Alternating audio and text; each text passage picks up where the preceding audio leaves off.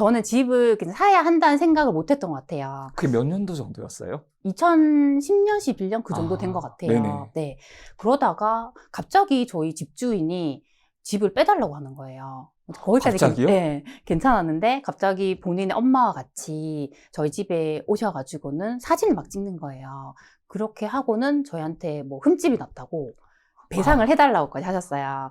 제가 그때 느꼈던 게, 아, 이렇게 집이 없으면 정말 서러울 수 있구나. 그걸 느꼈어요. 그래서 저는 이제 그분 덕분에 그렇게 무서워하던 대출을 받아서 제가 내 집 마련했어요. 내 집 마련해서 제가 그 집에서 거의 7년을 살았어요. 그렇게 7년을 살면서 정말 상승기, 하락기를 다 겪었어요. 제가 그 집이 올랐을 때는 오르니까 좋긴 했는데 어차피 제가 깔고 앉아 있잖아요. 그래서 크게 또 와닿는 게 없더라고요. 근데 나중에 또 집값이 쭉 떨어졌어요. 근데 떨어졌을 때는 또 제가 집이 한 채니까 버틸 수가 있는 거예요. 제가 그렇게 겪으면서 느꼈던 게 집 하나 정도는 내가 충분히 감당할 수 있겠구나. 또 그런 생각을 했고요. 나중에 제가 이제 투자를 하려고 하니까 돈이 없는 거예요. 그래서 제가 했던 게 그 집을 팔아서 시드머니를 만들어서 투자를 했단 말이에요. 아, 그 네. 집 파신 거예요? 네, 제가 집이 한 채라도 있었기 때문에 다른 투자를 할 수 있는 징검다리 역할을 해준 거예요. 지금 특히나 무주택자인 분들이 집을 사는 걸 고민하시는 이유는 집값이 너무 오른 것 같다. 이런 생각도 하시고, 그쵸. 아니면 내가 샀을 때 집값이 떨어질 것 같다. 그쵸. 내가 꼭지를 잡는 게 아닐까. 이 걱정을 네, 많이 그런 하세요. 걱정 많이 하시는데 저는 집 한 채 정도는 충분히 내가 감당할 수 있으니까 너무 무리하게만 안 사시면 지금도 충분히 괜찮다고 생각을 해요. 혹시 무리하게 산다는 그 조건이 있을까요? 그게 너무 내가 가지고 있는 수준보다 높은 집을, 뭐 그런 집을 사면 아무래도 대출을 많이 받게 되잖아요. 그러면 매월 감당해야 되는 그런 대출 이자가 세기 때문에 좀 내가 그래도 감당할 수 있는 선으로 하셨으면 좋겠어요. 네. 근데 지금 하락장이라고 네. 많이들 하잖아요. 네. 근데 이럴 때라도 내 집 마련을 해두는 게 좀 좋을까요? 네, 저는 지금 뭐 하락이라는 뭐 얘기가 나온다고 해도 어차피 내가 그 집에 살면서 저는 충분히 버틸 수 있을 것 같아요. 그리고 이게 다 각각의 도시마다 그 부동산 사이클이 있어요. 근데 지금은 분위기가 안 좋다 하더라도 또 나중에는 그 사이클에 의해서 또 상승기가 오잖아요. 그래서 내가 이렇게 살면서 버티면 또 좋아질 날이 있기 때문에 저는 그렇게 내 집 마련을 하는 걸 겁내지 않으셨으면 좋겠어요.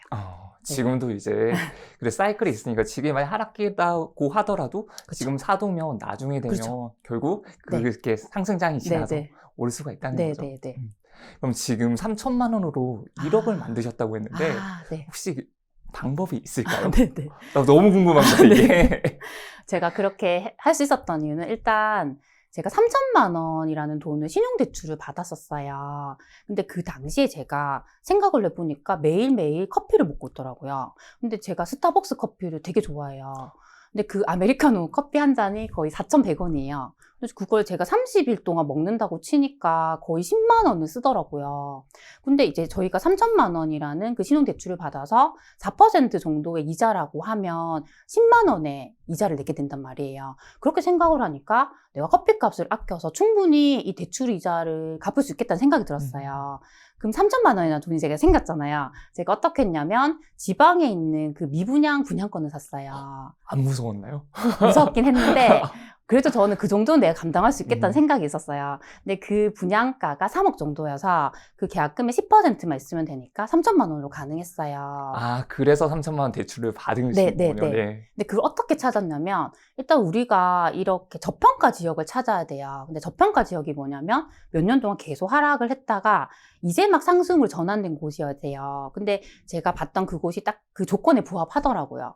그 다음에 저희가 볼 게 뭐냐면 미분양을 봐야 돼요. 이 미분양이 줄어드는지를 봐야 되는데 저희가 보통 뭐 아실이나 부동산 지인 사이트에 가면 무료로 그런 거 볼 수가 있어요. 제가 이제 봤더니 미분양이 이렇게 많았는데 급감을 하는 거예요. 근데 이 급감을 한다는 건 그만큼 수요가 많이 생긴다는 거예요. 이제는 그 지역에 사는 사람들이 새 아파트를 사고 싶다는 이제 그거 의미를 하거든요. 이제 더 이상 떨어지지 않을 것 그렇죠. 같다. 그러니까 내가 새 아파트를 살 것 같다. 그렇게 심리가 변하는 거죠. 그렇죠. 그래서 제가 궁금했던 게 그러면 구체적으로 어떤 아파트의 미분양이 줄어드는지 궁금한 거예요. 네. 이제 그거는 저희가 시청 홈페이지에 가서 그냥 미분양이라고 검색하면 그런 데이터를 볼 수 있어요. 아, 미분양이라고 검색하면 네, 되나요? 그 데이터가 업체별 미분양 현황이거든요. 제가 딱 검색을 해서 보니까 이제 각 단지마다 전달과 현재 달에 얼마만큼의 그 미분양 줄어드는지 다 나오더라고요. 근데 이때 또 특이한 게 뭐냐면 줄어드는 수치가 다 달라요. 어떤 곳은 되게 많이 줄어드는데 어떤 곳은 별 변화가 없어요. 근데 이게 어떤 걸 의미하냐면 상대적으로 많이 줄어든다는 건 여기가 더 수요가 많다는 거예요.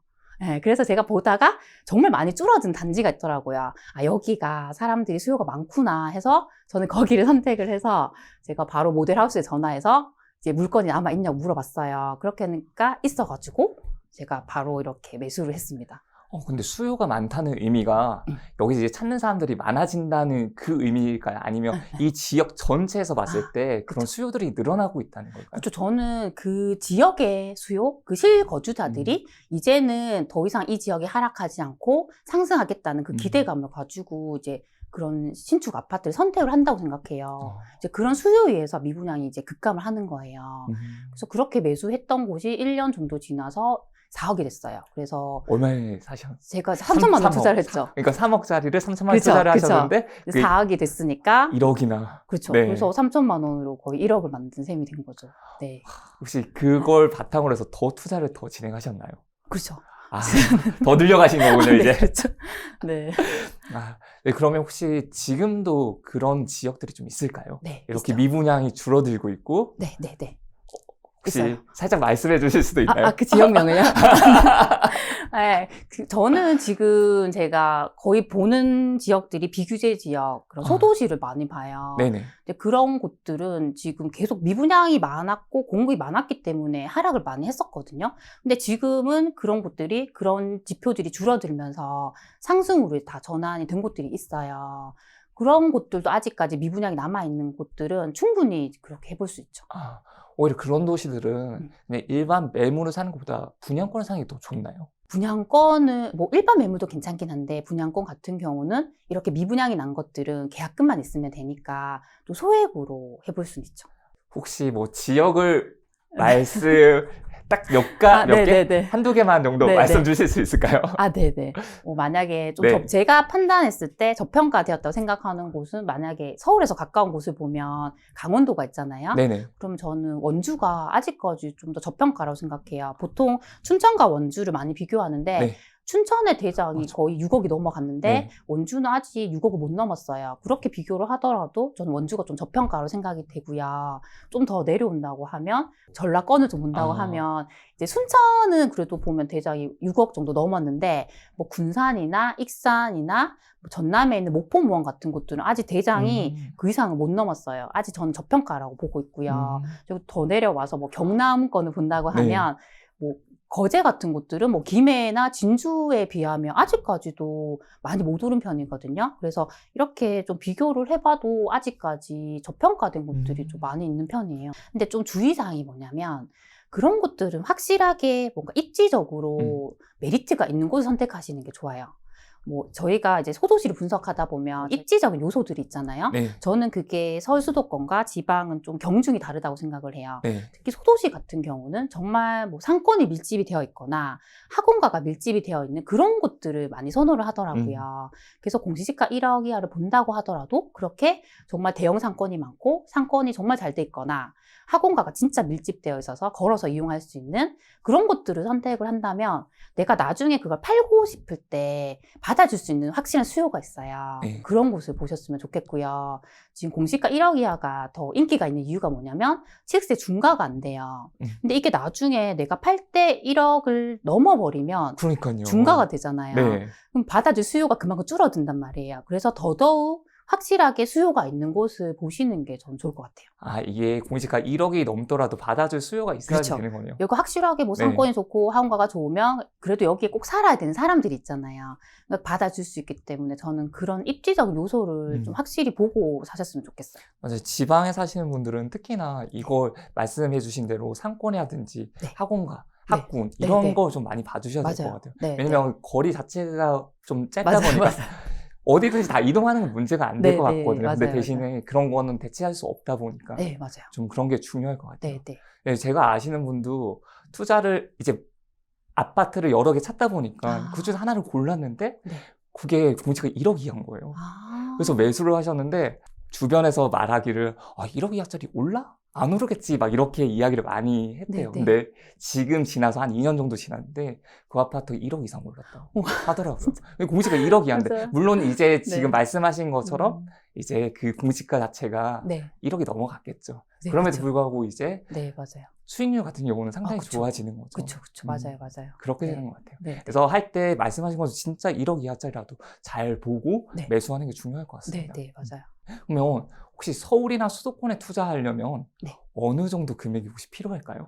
제가 지금 봤을 때 서울 수도권은 투자금이 정말 더 많이 드는 것 같아요. 최소 3억 이상은 있어야 하지 않나? 3억이요? 네, 제가 봤을 때는 이미 지방이나 너무 격차가 큰데요. 네, 그렇죠.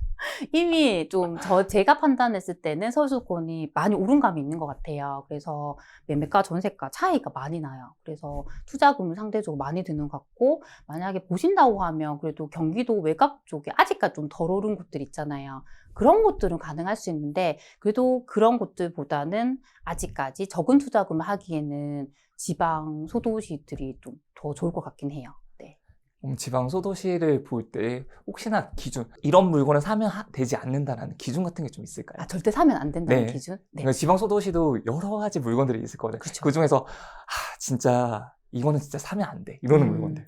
제가 봤을 때는 일단은 지역을 잘 선정하셔야 돼요. 그러니까 저희가 나무가 아닌 숲을 보라는 말이 있어요. 그래서 지역만 저평가 지역으로 잘 선정하시면 크게 실패하진 않아요. 근데 그 안에서 우리가 구체적으로 아파트를 선택을 할 땐 저는 평당가 기준으로 해서 아까도 말씀드렸지만 상위 30% 안에 있는 것을 선택을 해야 한다고 생각하는데요. 그렇게 할 수 있는 이유가 저는 그 평당가 안에 그 입지와 수요가 다 들어간다고 생각을 해요. 그러니까 사람들은 내가 진짜 원하는 아파트, 살고 싶은 아파트는 내가 돈을 더 주고서라도 사고 싶어 하잖아요. 네. 결국에는 그런 것들이 가격에 반영이 돼요. 그래서 가격적으로 좀 높은 것부터 줄을 세워서 상위 30% 안에만 선택을 한다면 저는 실패하지 않는 투자를 할 수 있다고 생각을 해요. 그럼 이제 투자할 때 아파트 평당가대로 네. 1부터 100까지 있으면 100까지 있으면 100까지 다 세우는 거죠. 네, 거기서 네. 이제 상위 30, 네. 30개 아파트만 보는 거고 거기서 네, 이제 네. 그래도 내가 투자할 수 있을 만한 네. 그런 걸 본다는 거죠. 네. 그럼 평당가를 계산할 때 그런 거 있잖아요. 24평, 23평, 25, 26평 전부 다 전용 5구인 경우들도 있잖아요. 그쵸. 이럴 때는 어떻게 좀 판단을 해줄 수가 있어요? 저는 일단 기본적으로는 30평대 기준으로 일단 줄을 세워요. 그래서 30평대 기준으로요? 네, 왜냐면 그 기준이 거의 비슷해야지 비교할 수 있으니까. 그러면 전용 84로 보시는 거죠? 네. 그렇게 해서 그냥 1년간의 그 최고 실거래가 기준으로 해서 상승률을 보거든요.